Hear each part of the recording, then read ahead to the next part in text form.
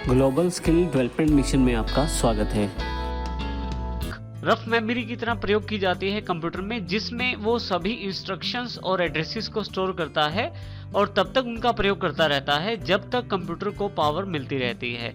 इसीलिए रैम को volatile memory भी कहते हैं। अर्थात यदि आप कोई कार्य कर रहे हैं कंप्यूटर में, उदाहरण के लिए कोई पेंटिंग बना रहे हैं और किसी कारण से आपका कंप्यूटर बंद हो जाता है और उसको पावर मिलनी बंद हो जाती है, तो आप जब दोबारा कंप्यूटर ऑन करते हैं तो आपका कोई भी कार्य आपको वापस नहीं मिल पाएगा, क्योंकि वो एक तरह से टेम्प मेमोरी अर्थात रैम में स्टोर था और जैसे ही आपका कंप्यूटर शट ऑफ हुआ या बंद हुआ, आपकी जितनी भी पेंटिंग थी वो सब वोलेटाइल मेमोरी होने के कारण खत्म हो गई और इस कारण से रैम को वोलेटाइल मेमोरी भी कहते हैं।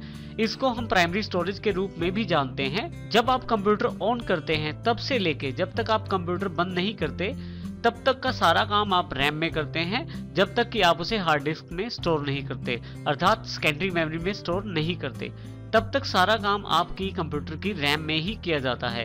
रैम कई प्रकार की अवेलेबल है जो आप अपने मदरबोर्ड के अनुसार चुन सकते हैं। रैम में सबसे पहली कैटेगरी एसडी रैम है, जो पहले प्रयोग की जाती थी, जो कि P3 और P4 प्रोसेसर्स के लिए प्रयोग की जाती थी। इसका पूरा नाम है synchronise dynamic random access memory. ये इनके जो मुख्य साइज अवेलेबल रहते थे वो 64 MB, 128 MB और 256 MB में रहते थे। इनका मुख्य प्रयोग पुराने कंप्यूटर्स में किया जाता था और अब इनका प्रयोग नहीं किया जाता। उसके पश्चात हमारे पास जो रैम अवेलेबल है वो है DDR1। इसका पूरा मतलब है double data rate 1। P4 computers की जो सीरीज है या एथोलोन फिनोम के जो पुराने प्रोसेसर्स के जो बोर्ड हैं उनमें DDR1 के लिए स्लॉट अवेलेबल रहता है, अर्थात उन मदरबोर्ड्स पे आप DDR1 का प्रयोग कर सकते हैं। DDR1 में जो मुख्य साइजेस अवेलेबल रहते हैं वो 128 MB, 256, 512 और 1 GB तक अवेलेबल रहते हैं। DDR1 भी अब आउटडेटेड हो चुकी है। नेक्स्ट जो हमारे पास रैम उपलब्ध है वो है DDR2 double data rate 2। Electronically development के कारण रैम के जो टाइप्स हैं वो भी बदलती हैं समय समय पर, जिससे कि वो पुराने मदरबोर्ड्स को सपोर्ट करना छोड़ देती हैं और उनके हिसाब से नए मदरबोर्ड्स मार्केट में अवेलेबल हो जाते हैं।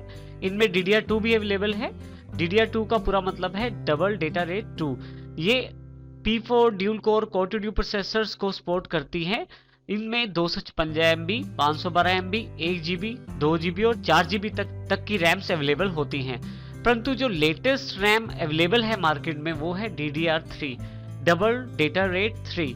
ये आजकल के मदरबोर्ड्स को सपोर्ट करती हैं, जिनमें dual core core two duo, i3, i5, i7, Sempron, Athlon, Phenom, लगभग सभी प्रोसेसर्स जो आजकल के सभी नए बोर्डों को सपोर्ट करते हैं उनमें आप DDR3 रैम का प्रयोग कर सकते हैं। ये RAM 1 GB, 2 GB, 4 GB, 8 GB तक के साइजेस में उपलब्ध है। यहाँ ये भी ध्यान देना जरूरी है कि SD रैम, DDR1 और DDR2 जो रैम्स हैं इनमें जिस प्रकार से टेक्नोलॉजी का विकास होता जा रहा है उस प्रकार से इनका रेट भी कम हुआ है। SD रैम महंगी आती थी, जबकि DDR1 उससे थोड़ी सी सस्ती, DDR2 DDR1 से भी सस्ती और DDR जो 3 है वो इन तीनों से सस्ती रैम है और मार्केट में अवेलेबल है नए बोर्ड्स के लिए। यदि हम बात करें इनमें क्या डिफरेंस है, देखने से आप कुछ हद तक इनमें डिफरेंस चेक कर सकते हैं। जैसे हमारे पास यहाँ पे एग्जांपल उपलब्ध है। उदाहरण के लिए सबसे पहले अवेलेबल है SD रैम। SD रैम में यदि आप यहाँ ध्यान दें तो यहाँ पे 2 कट अवेलेबल हैं। जो भी SD रैम के बोर्ड सपोर्ट करते थे उनमें भी 2 कट्स अवेलेबल रहते थे और इस रैम को उन मदरबोर्ड्स में लगा सकते हैं। इनकी सबसे बड़ी विशेषता है कि इनमें 2 कट होते हैं और उनकी जो चिप साइज होता है वो भी बड़ा होता है। इसी तरह से नेक्स्ट कैटेगरी की जो रैम है वो DDR1 रैम है। इनमें भी यदि आप देखें तो चिप का साइज बड़ा है, परंतु इसमें एक ही कट है और ये कट ये जानकारी देता है कि ये DDR1 रैम है।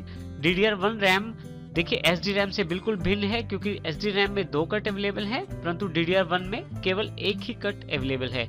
जिन मदरबोर्ड्स पे DDR1 को सपोर्ट किया जा सकता है उन्हीं पे केवल DDR1 काम करेगी।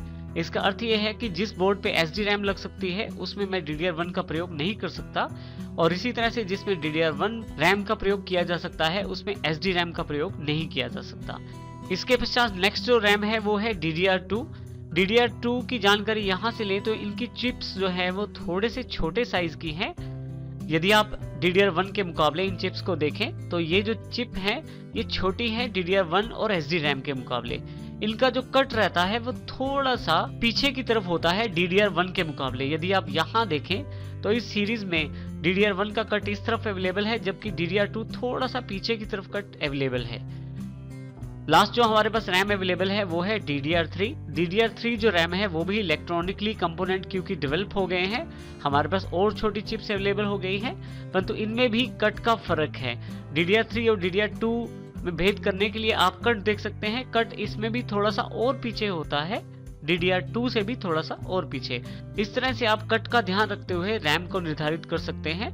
साथ ही ये भी जरूरी है कि जिस बोर्ड में DDR1 लगाई जा सकती है उसमें DDR2, 3 और SDRAM नहीं लग पाएगी।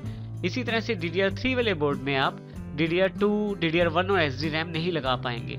इसका एक अर्थ ये भी हुआ कि यदि किसी कारण से मदरबोर्ड खराब हो जाता है और आप नया बोर्ड डलवाते हैं तो आपको हो सकता है उसके साथ साथ उस बोर्ड के अकॉर्डिंग रैम भी नहीं परचेज करनी पड़े, क्योंकि यदि आपका मदरबोर्ड पुरानी रैम को सपोर्ट करता है, उदाहरण के लिए DDR1 को, और आप नया बोर्ड परचेज करते हैं जो DDR3 को सपोर्ट करता है, तो उस केस में DDR1 जो रैम है जो आपके पास पहले से पड़ी हुई है वो DDR3 वाले बोर्ड में आप प्रयोग नहीं कर पाएंगे।